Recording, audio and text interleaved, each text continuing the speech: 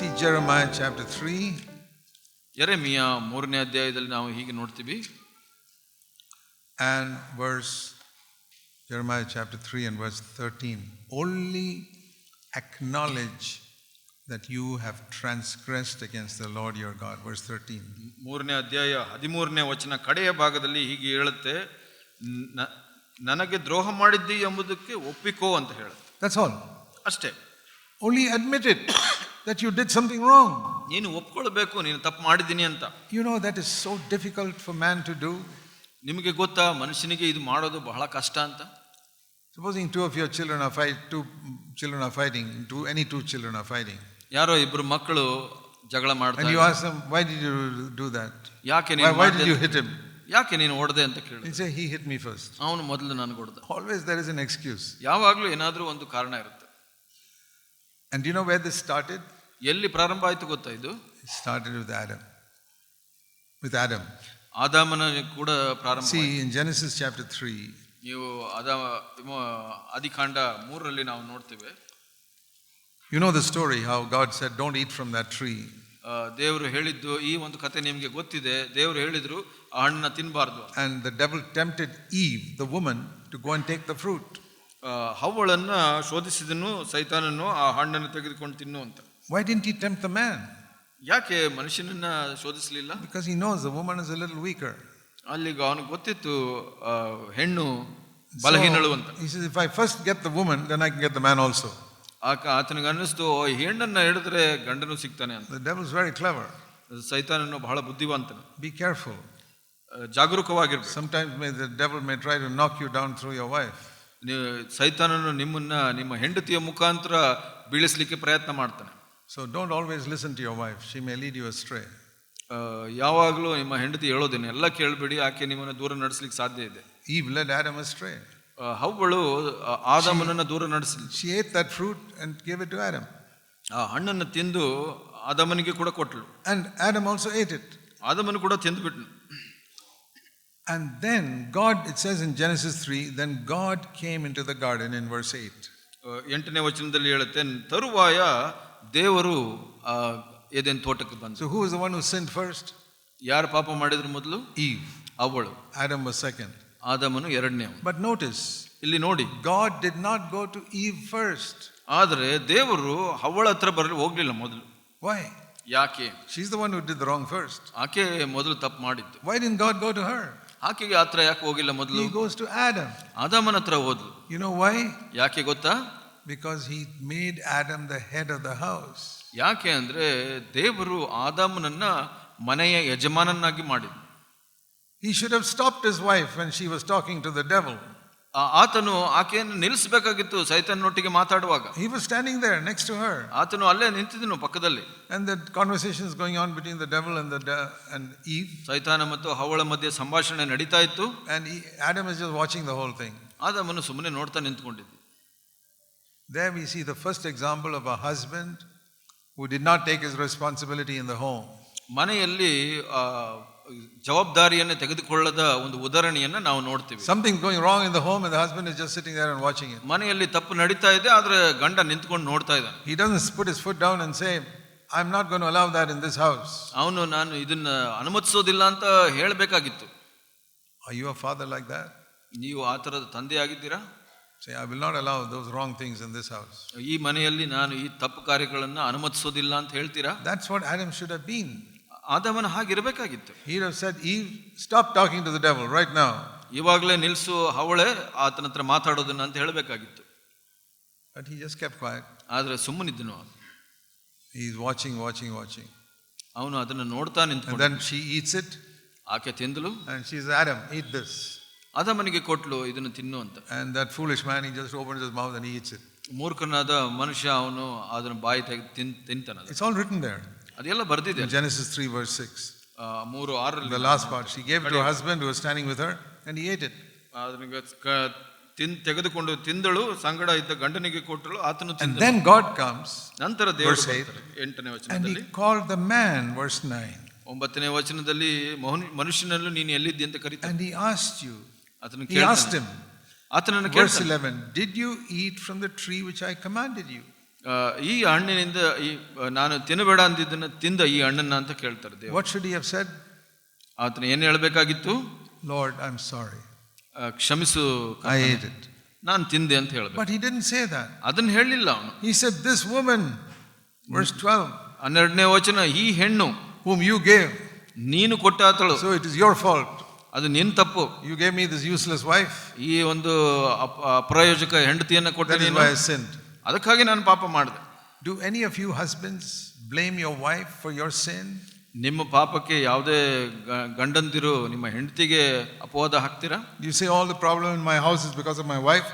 ಮನೆಯಲ್ಲಿ ತೊಂದರೆ ಕಷ್ಟ ಅಥವಾ ತಪ್ಪು ಯಾಕೆ ಅಂದ್ರೆ, ಸಮಸ್ಯೆ ಯಾಕೆ ಅಂದ್ರೆ ನಮ್ಮ ಹೆಂಡತಿಯಿಂದ, ನನ್ನ ಹೆಂಡತಿಯಿಂದ ಅಂತ ಹೇಳ್ತೀರಾ? That began with Adam. ಅದು ಆದಾಮನಿಂದ ಪ್ರಾರಂಭವಾಯಿತು. So don't follow Adam there. ಈ ವಿಷಯದಲ್ಲಿ ಆದಾಮನನ್ನ ಹಿಂಬಾಲಿಸಬಾರದು. Take the blame. ನೀವು ಅಪವಾದವನ್ನು ತೆಗೆದುಕೊಳ್ಳಿ. Something's wrong in my house. I am the head. I take the blame. It's my ಕರ್ತನೆ, fault. ಮನೆಯಲ್ಲಿ ಯಾವುದೋ ತಪ್ಪಾಗಿದೆ, ಅದಕ್ಕೆ ನಾನೇ ಕಾರಣ, ನಾನು ಅಪವಾದನ ಹೊತ್ಕೊಳ್ತೀನಿ. Don't say it's because my children are like this or my wife is like this. ನನ್ನ ಮಕ್ಕಳಿಗೆ, ನನ್ನ ಹೆಂಡತಿಗೆ ಅದರಿಂದ ಅಂತ ಹೇಳಬೇಡಿ. You are the head of your house. ನಿಮ್ಮ ಮನೆಗೆ ನೀವೇ ಯಜಮಾನ. You are the father of your children. ನಿಮ್ಮ ಮಕ್ಕಳಿಗೆ ನೀವೇ ತಂದೆಯಾಗಿದ್ದೀರಾ. You cannot allow them to do what they like against God's word in your house. ನಿಮ್ಮ ಮನೆಯಲ್ಲಿ ನಿಮ್ಮ ಮಕ್ಕಳು ದೇವರ ವಿರುದ್ಧವಾಗಿ ಮಾಡಲಿಕ್ಕೆ ಅನುಮತಿಸಬಾರದು ನೀವು. When they grow up and set their own house, then you have no control over them. ಅವರು ಬೆಳೆದು ಅವರ ಸ್ವಂತ ಮನೆಗಳನ್ನ ಮಾಡಿಕೊಂಡಾಗ, ಕುಟುಂಬ ಮಾಡಿಕೊಂಡಾಗ ನಿಮಗೆ ಅದರಲ್ಲಿ ನಿಯಂತ್ರಣ ಇಲ್ಲ. I had 4 sons growing up in my house. ನನಗೆ 4 ಜನ ಮಕ್ಕಳು ನನ್ನ ಮನೆಯಲ್ಲಿ ಬೆಳೆದರು. I told them, as long as you're in this house, I'm the one who decides what is happening here. ಈ ಮನೆಯಲ್ಲಿ ನೀವು ಇರೋವರೆಗೂ ನಾನು ನಿರ್ಧಾರ ಮಾಡ್ತೀನಿ ಈ ಮನೆಯಲ್ಲಿ ಏನು ನಡಿಬೇಕು ಅಂತ. You cannot bring in here all types of music which is not good. ಈ ಮನೆಯಲ್ಲಿ ನೀವು ನಿಮಗೆ ಬೇಕಾದ ಸಂಗೀತಗಳನ್ನ All your friends in school may all listen to that, but you can't bring that and play it here. ನಿಮ್ಮ ಮನೆಯಲ್ಲಿ, ನಿಮ್ಮ ಶಾಲೆಯಲ್ಲಿ ನಿಮ್ಮ ಸ್ನೇಹಿತರು ಈ ಸಂಗೀತಗಳನ್ನ ಕೇಳಬಹುದು, ಇಲ್ಲಿ ತರಲಿಕ್ಕೆ. You can't bring any book you like into this house and read it. ನಿಮಗೆ ಇಷ್ಟ ಇರೋ ಯಾವುದೋ ಒಂದು ಪುಸ್ತಕಗಳನ್ನ ಈ ಮನೆಯಲ್ಲಿ ತರಲಿಕ್ಕೆ ಅನುಮತಿ ಇಲ್ಲ. I check your school bag to see what books you have there. ನೀವು ಶಾಲೆಯ ಚೀಲವನ್ನ ಪರೀಕ್ಷೆ ಮಾಡ್ತೀನಿ, ನೀವು ಯಾವ ತರದ ಪುಸ್ತಕಗಳನ್ನ ತೆಗೆದುಕೊಂಡು ಬರ್ತೀರಾ. Parents check the school bag of your children. ನಿಮ್ಮ ಮಕ್ಕಳ ಶಾಲೆಯ ಚೀಲನ ಪರೀಕ್ಷೆ ಮಾಡ್ತೀರಾ ನೀವು? I used to do it. ನಾನು ಅದನ್ನ ಮಾಡ್ತಾ ಇದ್ದೆ. Because I wanted my children to grow up in a godly way. ಯಾಕೆಂದ್ರೆ ನನ್ನ ಮಕ್ಕಳು ದೈವಿಕರಾಗಿ ಬೆಳಿಬೇಕು ಅನ್ನೋ ಒಂದು ನಮಗೆ ಕಾಳಜಿ ಇತ್ತು. I was not an irresponsible father. I say it doesn't matter what they do. ನಾನು ಒಬ್ಬ ಜವಾಬ್ದಾರಿ ರಹಿತ ತಂದೆಯಾಗಿ ಏನಾದರೂ ಮಾಡ್ಕೊಳ್ಳಿ ನನ್ನ ಮಕ್ಕಳು ಅಂತ ಬಿಟ್ಟಿಲ್ಲ. Because I learned how an irresponsible husband Adam was and all this problem came in the world. ಈ ಲೋಕದಲ್ಲಿ ಬಂದಂತ ಎಲ್ಲಾ ಸಮಸ್ಯೆಗಳಿಗೆ ಈ ಜವಾಬ್ದಾರಿ ರಹಿತ ಈ ಆದಾಮನಿಂದ ಕಾರಣವಾಯ್ತಲ್ಲ, ಅದು ನನಗೆ ಗೊತ್ತಿತ್ತು.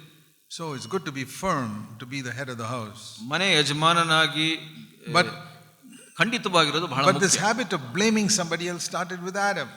ಇನ್ನೊಬ್ಬರ ಮೇಲೆ ದೂರನ ಹೇಳುವಂತದ್ದು ಆದಾಮನಿಂದ ಪ್ರಾರಂಭವಾಯಿತು. I told you the 2 children are fighting. He'll say no, he started it. ನಾನು ಹೇಳಿದೆ, ಇಬ್ಬರು ಮಕ್ಕಳು ಜಗಳ ಮಾಡ್ತಾ ಇದ್ರೆ ಆತನು ಪ್ರಾರಂಭಿಸಿದ ಅಂತ ಹೇಳ್ತಾನೆ. Pointing of the finger. ಈ ಒಂದು ಬೆರಳು ತೋರಿಸುವಂತದ್ದು at my wife, ನನ್ನ ಹೆಂಡತಿಯ ಮೇಲೆ, or my child, ನಮ್ಮ ಮಕ್ಕಳ ಮೇಲೆ, somebody else, ಇನ್ನೊಬ್ಬರ ಮೇಲೆ. It started with Adam.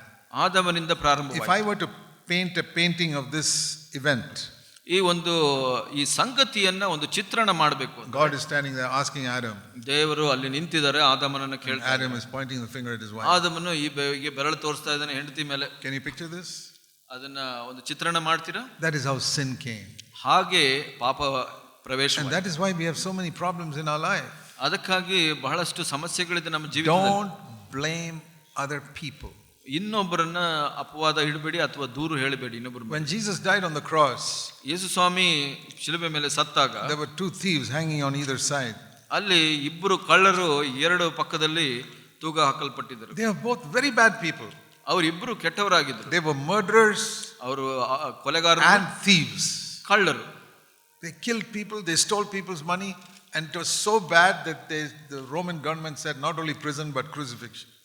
ಅವರು ಎಷ್ಟು ಕೆಟ್ಟವರಾಗಿದ್ರು ಅಂದ್ರೆ ಆ ರೋಮ ಅಧಿಕಾರಿಗಳು ಅದನ್ನ ನಿರ್ಣಯ ಮಾಡಿದ್ರು, ಇವ್ರನ್ನ ಶಿಲುಬೆ ಮೇಲೆ ಸಾಯಿಸಬೇಕು ಅಂತ. If it was not so bad, they'd have put them in prison. ಅವರು ಅಷ್ಟು ಕೆಟ್ಟವರು ಅಲ್ಲ ಅಂದಿದ್ರೆ ಅವ್ರನ್ನ ಸೆರೆಯಲ್ಲಿ ಹಾಕ್ತಾ ಇದ್ರು. Even today, ಇವತ್ತು ಕೂಡ even some people who kill others, they are only given life imprisonment. ಇವತ್ತು ಯಾರಾದರೂ ಸಾಯಿಸಿದ್ರೆ ಇನ್ನೊಬ್ಬರನ್ನ ಅವರಿಗೆ ಜೀವಾವಧಿ ಶಿಕ್ಷೆ But some people, they hang them. ಕೆಲವರನ್ನ ಗಲ್ಲಿಗೆ ಹಾಕ್ತಾರೆ. They are so bad. ಯಾಕೆಂದ್ರೆ ಅಷ್ಟು So ಕೆಟ್ಟವರು. these two were very bad people. They were being killed, crucified. ಇವರಿಬ್ರು ಶಿಲುಬೆಗೆ ಹಾಕಲ್ಪಟ್ಟರು, ಯಾಕೆಂದ್ರೆ ಬಹಳ ಕೆಟ್ಟವರಾಗಿದ್ರು ಇವರು. But one went to heaven, the other went to hell. ಆದ್ರೆ ಒಬ್ಬನು ಪರದೇಶಿಗೆ ಹೋದನು, ಇನ್ನೊಬ್ಬನು ನರಕಕ್ಕೆ ಹೋದನು. How did that happen? ಯಾಕೆ ಹೋದನು? It's very simple to understand. ಬಹಳ ಸುಲಭ ಇದನ್ನು ಅರ್ಥ ಮಾಡ್ಕೊಳ್ಳೋದು. One man said, ಒಬ್ಬ ಹೇಳಿದನು, bring us down from the cross. ಈ ಶಿಲುಬೆಯಿಂದ ಕೆಳಗಡೆ ಇಳಿಸು ನಮ್ಮನ್ನ. We read in Luke chapter 23. Luke 23. 23ನೇ ಅಧ್ಯಾಯ. It says here that the verse 39, the criminals were hurling abuse at Jesus. 23ನೇ ವಚನದಲ್ಲಿ ನಾವು 39ನೇ ವಚನದಲ್ಲಿ ನಾವು ನೋಡ್ತೀವಿ. 23ನೇ ಅಧ್ಯಾಯ, ಅವರು ತೂಗು ಹಾಕಿದ ದುಷ್ಕರ್ಮಿಗಳು ಆತನನ್ನು ದೂಷಿಸ್ತಾರೆ. If you are the Christ, save yourself and save us. ನೀನು ಬೇಗ ಬರಬೇಕಾದ ಕ್ರಿಸ್ತನಲ್ಲವೇ, ನಿನ್ನನ್ನು ರಕ್ಷಿಸಿಕೋ. One criminal said that. ಒಬ್ಬ ಕಳ್ಳನಾಗಿ ದುಷ್ಕರ್ಮಿ. The other thief, ಎರಡನೇವನು ಏನು ಹೇಳ್ತಾನೆ? he said, don't you fear God? ನೀನು ದೇವರಿಗೆ ಭಯಪಡೋದಿಲ್ಲವೋ, ಹೆದರೋದಿಲ್ಲವೋ? And look what he says. ಇಲ್ಲಿ ಕೇಳಿ, Verse 41, we are suffering righteously because we are receiving what we deserve for our deeds. 41ನೇ ವಚನದಲ್ಲಿ, ನಾವಂತೂ ನ್ಯಾಯವಾಗಿ ದಂಡನೆಯಲ್ಲಿದ್ದೇವೆ, ನಾವು ಮಾಡಿದ್ದಕ್ಕೆ ತಕ್ಕ ಪ್ರತಿಫಲವನ್ನು ಹೊಂದುತ್ತಾ He ಇದ್ದೇವೆ. did not blame others. ಆತನು ಇನ್ನೊಬ್ಬರ ಮೇಲೆ ಅಪವಾದ ಹಾಕಿಲ್ಲ. He says, I am deserving this punishment. ಇದಕ್ಕೆ ನ್ಯಾಯಸಮ್ಮತವಾಗಿ ನನಗೆ ಸಿಕ್ಕಿದೆ ಅಂತ I have done wrong. ನಾನು ತಪ್ಪು ಮಾಡಿದ್ದೇನೆ. I don't blame my parents for bringing me up badly. ನಮ್ಮ ತಂದೆಯನ್ನ ದೂಷಿಸೋದಿಲ್ಲ ನಾನು, ನನ್ನನ್ನು ತಪ್ಪಾಗಿ ಬೆಳೆಸಿದ್ದಾರೆ. I don't blame my young friends who led me in bad ways. ನನ್ನ ಯೌವನಸ್ಥ ಸ್ನೇಹಿತರು ನನ್ನ ತಪ್ಪಾಗಿ ನಡೆಸಿದ್ದಾರೆ ಅಂತ ಕೂಡ ನಾನು ಅಪವಾದ ಹಾಕೋದಿಲ್ಲ. I am to blame 100%. ನನ್ನನ್ನೇ ನಾನು 100% ಅಪರಾಧಿ ಅಂತ ಎಣಿಸ್ಕೊಳ್ತೀನಿ. And he said, Lord, please remember me when you come in your kingdom. Verse 42. 42ರಲ್ಲಿ, ಯೇಸುವೆ ನೀನು ನಿನ್ನ ರಾಜ್ಯವನ್ನು ಪಡೆದಾಗಿ ಬರುವಾಗ ನನ್ನನ್ನು ನೆನೆಸಿಕೋ. After 2000 years. 2000 ವರ್ಷದ ನಂತರ. And Jesus said, no. ಇಲ್ಲ ಅಂತ ಹೇಳಿದ್ರು. You don't have to wait 2000 years. 2000 ವರ್ಷ ನೀನು ನೆನೆಸ್ಕೊಳ್ಳೋ ಕಾಯುವಂತ ಅವಶ್ಯಕತೆ ಇಲ್ಲ. Today, verse 43, you can walk with me in paradise. ನನ್ನ ಸಂಗಡ ಪರದೈಸಿನಲ್ಲಿರುವಿ. How did Jesus forgive that person in a moment like that? ಯೇಸು ಸ್ವಾಮಿ ಹಾಗೆ ತಕ್ಷಣ ಆ ವ್ಯಕ್ತಿನ ಹೇಗೆ ಕ್ಷಮಿಸಿಬಿಟ್ರು? He had one quality that Adam did not have. ಆದಾಮನಲ್ಲಿ ಇಲ್ಲದಂತ ಒಂದು ಗುಣ ಅವನಲ್ಲಿ. He did not point his finger at somebody else. ಇನ್ನೊಬ್ಬರಿಗೆ ಅವನು ಬೆರಳು ತೋರಿಸಲಿಲ್ಲ.